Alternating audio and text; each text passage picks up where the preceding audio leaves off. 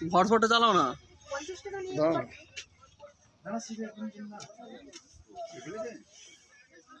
আরেকটা চেয়ার কর। এই তোমাদের এটা ওরা ওই অন্য কিছু না।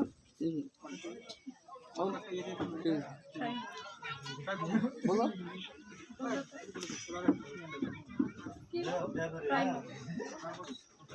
দেখি অনেক টক করছে ওই না বাইরে খেলা না আমি তো জানি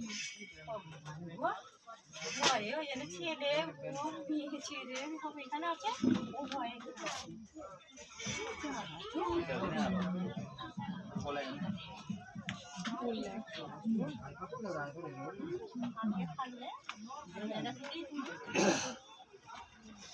এরা